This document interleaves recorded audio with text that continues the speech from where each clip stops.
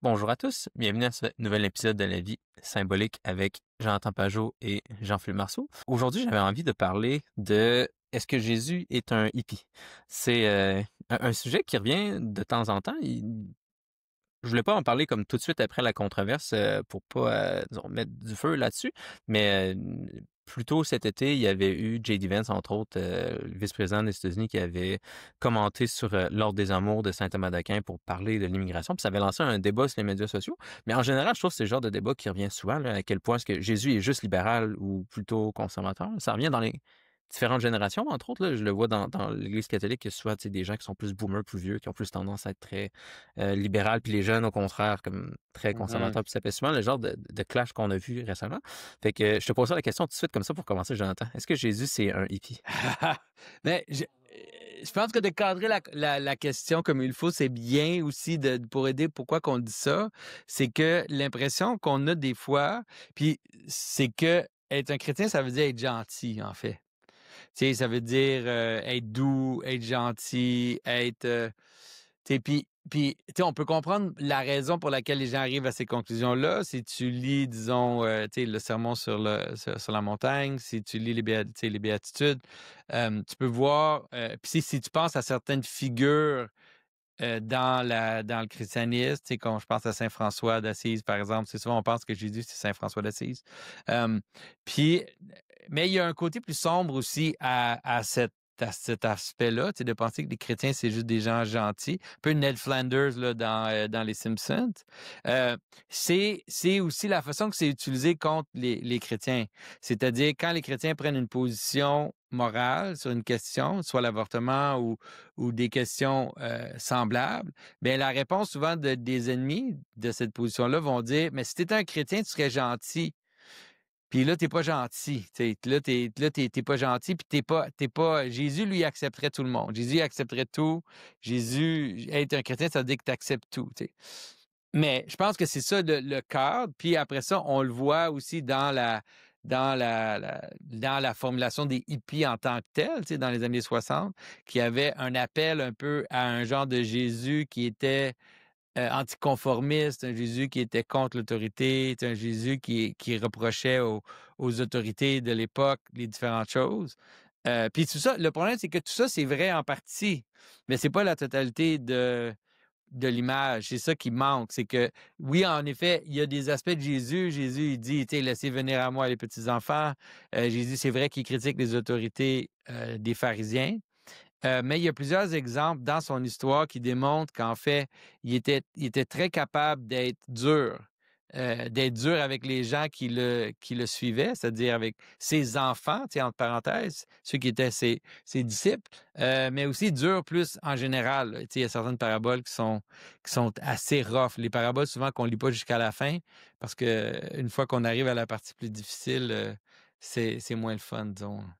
Mais parlons-en justement parce que je pense que ce qui se passe de prime abord quand il y a des débats sur ce sujet-là, c'est beaucoup de gens qui vont penser tout de suite à des paraboles où Jésus semble être gentil. On va nommer par exemple le bon samaritain, là, où ok, on dirait que Jésus il va accepter tout le monde puis il dit qu'il faut s'occuper faut s'occuper de tous les gens qui Ouais, sont ou vulnérables. l'enfant prodigue, c'est un autre exemple Ouais. aussi, tu sais, ou l'image du pardon, que même si c'est quelque chose de vraiment grave, les bras du Père sont toujours ouverts, tu sais, il y a comme un peu cette idée-là d'être prêt, tu sais, l'idée que Jésus est un bon berger, qui s'occupe de ses troupeaux, qui quitte les 99 pour aller chercher la brebis perdue. Toutes ces images-là et sont en fait des images, comme tu dis, qui démontrent la compassion, on pourrait dire, du Christ, là, puis la, la capacité aussi de Christ de se sacrifier soi-même pour les autres, là. Puis c'est vrai que c'est ça qui saute souvent aux yeux des gens. Tu m'as déjà mentionné par exemple des paraboles où c'est le contraire, là. Une, je pense que celle qui m'avait le plus surpris, c'était la parabole du banquet. Oui, la parabole du banquet, c'est vraiment, pour moi, c'est l'image parfaite, en fait, de c'est quoi. C'est pas seulement que c'est le contraire, mais que ça démontre, en fait, la totalité de l'image, tu sais. C'est-à-dire que dans la parabole du banquet, tu un roi qui se marie, puis là, ce qu'il fait, c'est qu'il invite les gens, il invite les nobles du royaume, puis tout le monde est trop occupé, en fait, tu sais, tout le monde a comme d'autres choses à faire. Fait que les gens, ils refusent, en fait, l'invitation du roi. Puis là, ce qui arrive, c'est que le roi, il dit, ben, allez de plus en plus bas, on devrait dire, dans la société, pour inviter de plus en plus de gens.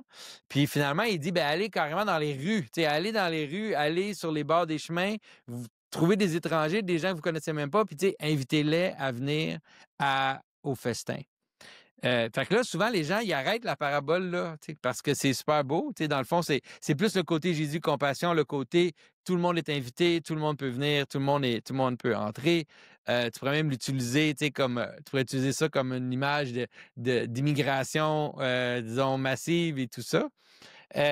Mais la fin de la parabole, elle est différente parce qu'il y a une des personnes qui était dans les rues qui vient à la fête du mariage, mais il porte pas des vêtements de mariage. C'est-à-dire, il va pas porter le bon vêtement pour aller à la fête de mariage.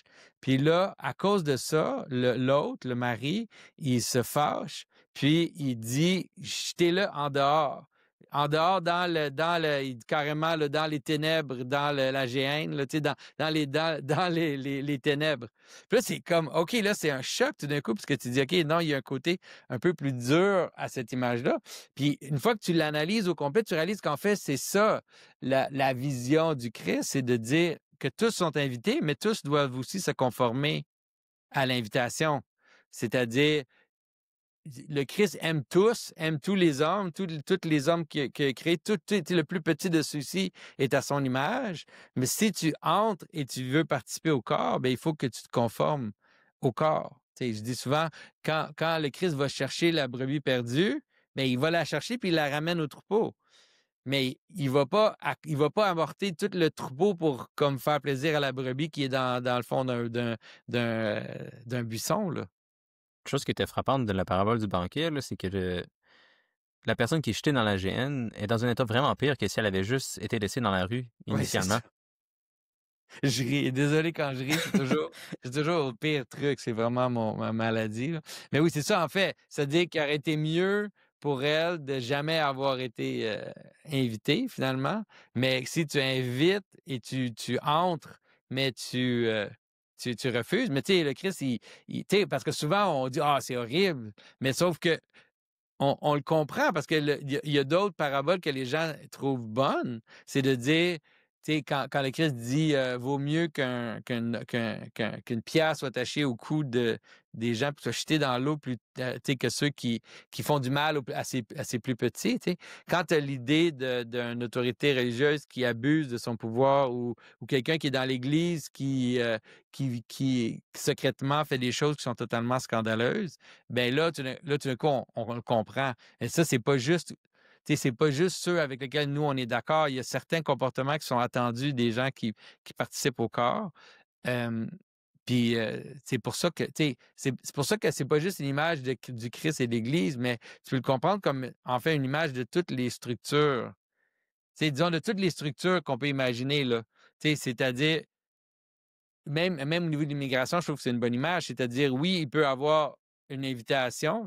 Comme tu penses au cliché, on a ça au Canada. Disons, on a certains travails que les Canadiens ne veulent pas faire.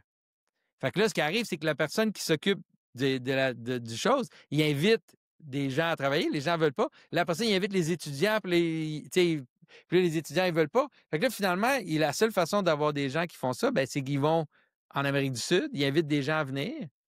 Mais c'est ça, c'est que oui, ça, c'est comme ça que ça fonctionne. Sauf qu'une fois que ces gens-là sont invités, puis ils viennent ici, bien, on s'attend à ce qu'ils se comportent d'une façon appropriée aux lois du pays, à la façon dont le pays fonctionne. Puis on peut appliquer ça en général à l'immigration. C'est-à-dire, quand on invite des gens à venir ici, c'est correct d'avoir des attentes.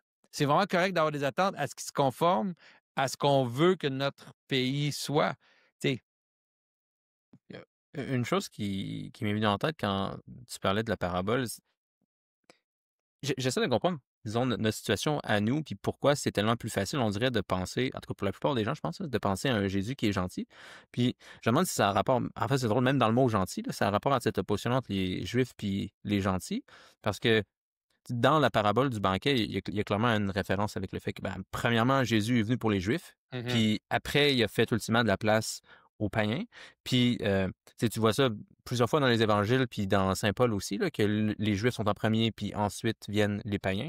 Puis et nous, étant des gentils, est-ce que c'est comme naturel qu'on a tendance à plus voir l'aspect comme tout inclusif Ah, du c'est Christ? intéressant, tu vois, j'ai jamais pensé à ça. Possiblement, ça se peut que c'est ça, mais je pense qu'en général, hem, ça a plus rapport avec ça a le plus rapport avec le consensus de la Deuxième Guerre mondiale, là. Ça a le plus rapport avec ce type de pensée-là.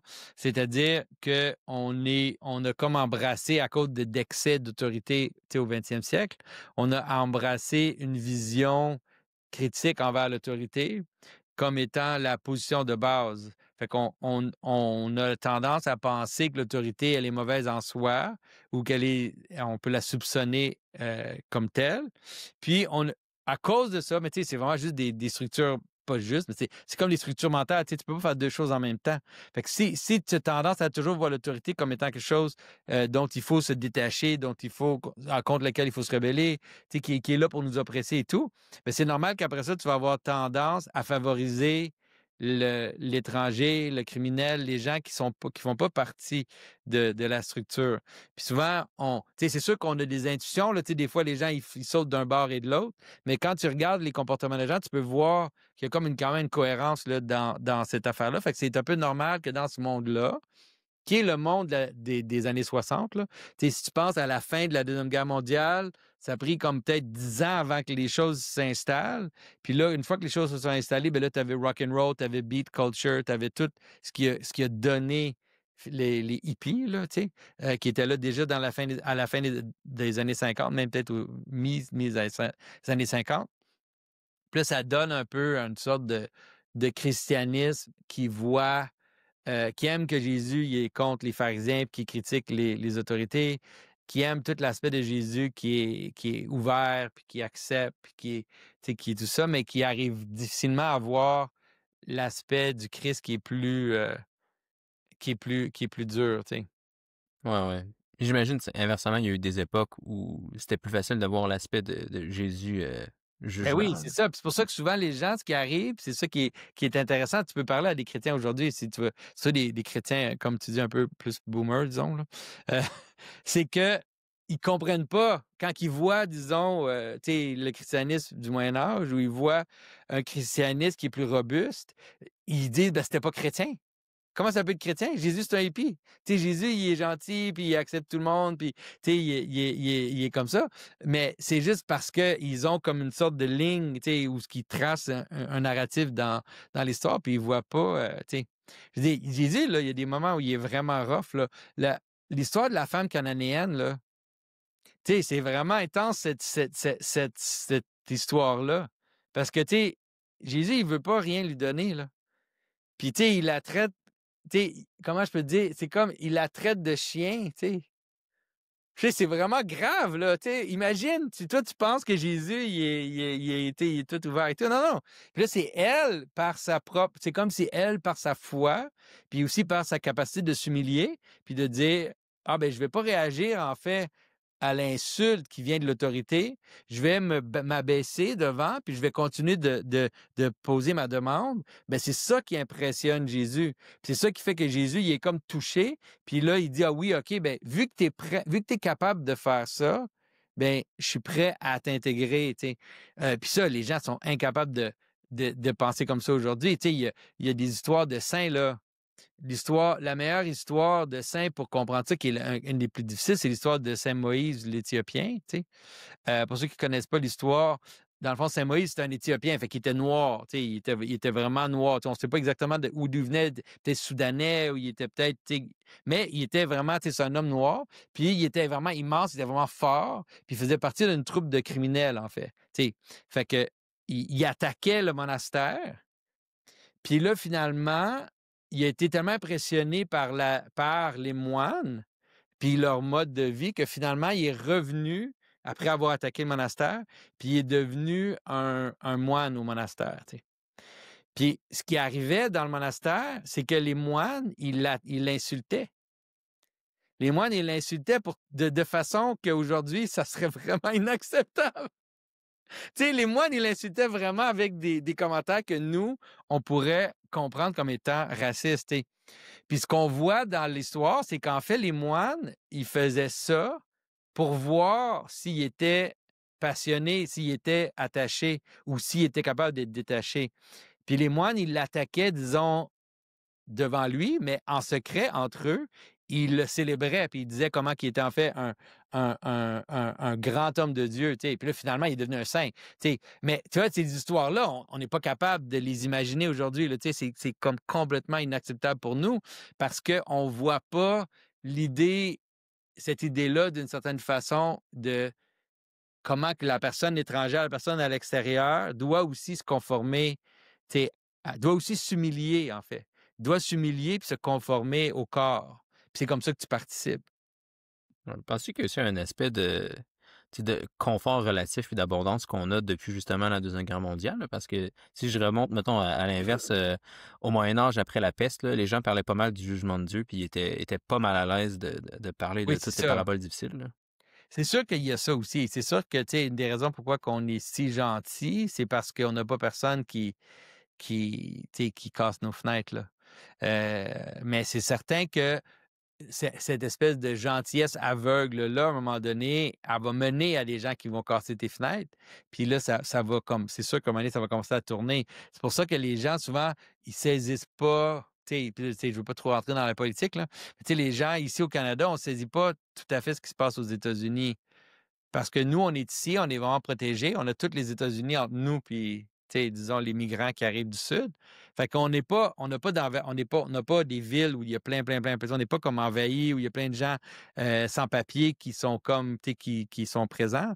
Mais pour les gens, surtout les gens pauvres aux États-Unis, dans le Sud, eux, ils font face à ça constamment, à tous les jours. Puis c'est difficile pour nous de comprendre à un moment donné où ce que les gens disent, OK, mais si t'es pas, comment je peux dire, si tu veux pas te conformer à notre système, ben, faut que tu partes. Tu peux pas rester si tu n'es pas prêt à, à se conformer à notre vision. Tu sais. Fait que c'est ça.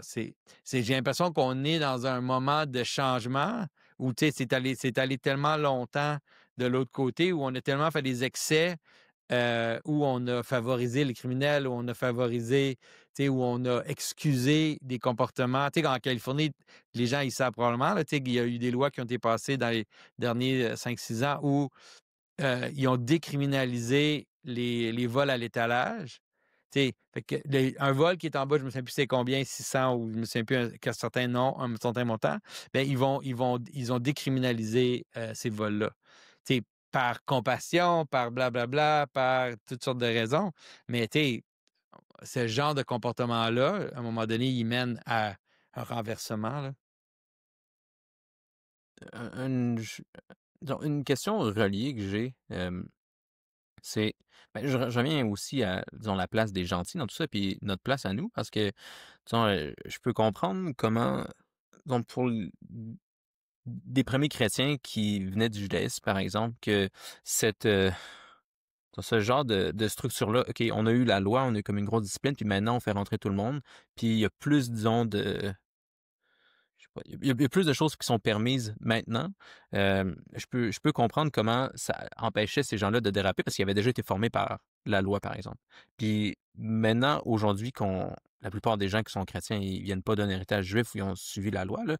Euh, est-ce que c'est plus facile pour nous de déraper si on n'a pas eu, disons, cette structure-là de loi, disons, structurée sur la façon dont le monde fonctionne, puis qu'il faut bien agir avant de commencer à aller, disons, inclure toutes les marches, parce que Oui, oui. Mais c'est possible parce que c'est pour ça aussi que beaucoup de chrétiens modernes, ils ont la difficulté avec l'Ancien Testament. Tu sais, ils n'arrivent juste pas à le comprendre parce qu'ils ont l'impression que ça n'a pas sa place à côté du Jésus gentil qui s'imagine. Tu sais.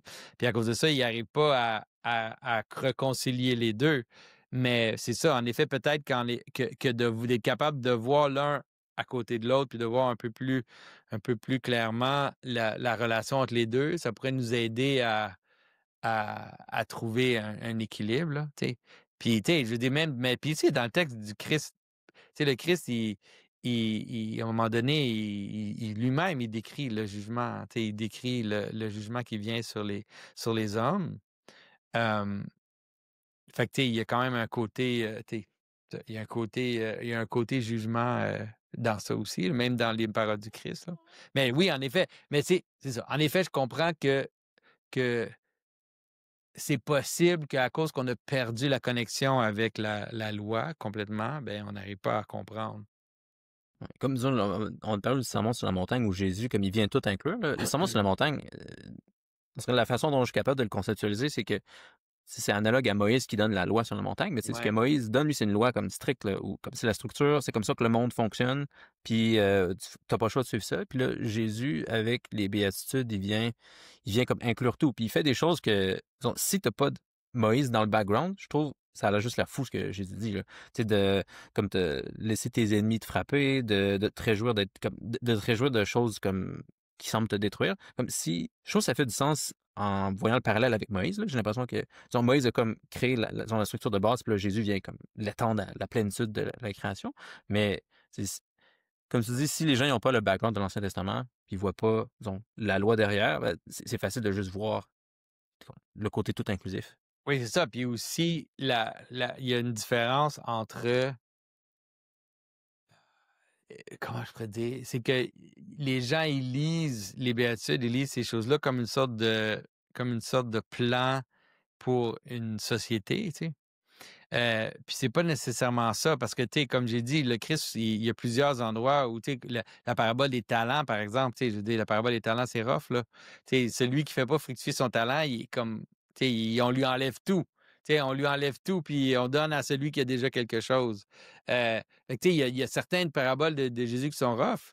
Euh, Fait que c'est ça, il faut vraiment tout voir en équilibre, puis de comprendre que une des choses qui, une des choses qui arrivent, c'est que les gens, à cause de l'État moderne, on abstrait le problème. Tu sais, on a tendance à abstraire le problème. Fait que, tu sais, l'idée qu'on accepte tout, ce que les gens nous font, tu sais, les personnes, ils sont pas capables de voir que ça, c'est pour ta réalisation spirituelle. Tu sais, que le Christ décrit ça c'est pour pas que tu sois attaché à toi-même, puis attaché à tes désirs, puis à tes passions, puis être capable, en fait, d'abandonner, tu sais, ce à quoi tu te tiens. Mais, tu sais, il y a pas de justification pour après ça dire, ben, à cause des sermons sur la montagne, ben, je devrais laisser mon enfant me frapper quand il y a 2 ans.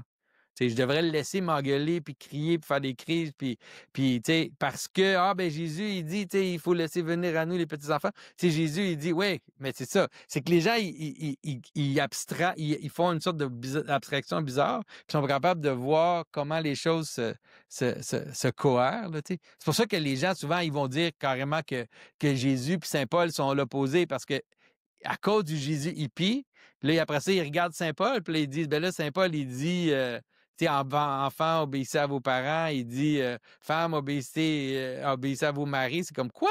Mais là, non, Jésus, lui, il dit que tout le monde, tu sais, tout le monde est ensemble, on est tous des... Mais c'est ça, c'est juste que c'est pas... C'est une mécompréhension du Christ, là, puis tu sais, un problème où on prend un aspect de ce que Jésus a dit, puis on essaie de l'abstraire comme une sorte de loi qui inclut tout, là. Parfait, c'est bon. Je pense que ce serait un bon endroit pour laisser le sujet, à moins qu'il y ait un mot de la fin, une autre chose que tu vois. Ben, c'est ça. Moi, je dirais, ce qui est intéressant, c'est que les gens qui ont eu regardé ça, euh, je dirais de s'observer. Moi, c'est ça que je fais, tu sais, parce que moi, je le vois, tu sais, comme quand j'ai raconté l'histoire de Saint Moïse, l'Éthiopien, je le raconte, mais je suis vraiment mal. Ça me fait mal de raconter cette histoire-là. Tu sais, parce que moi, je suis un Gen X, tu sais, antiraciste.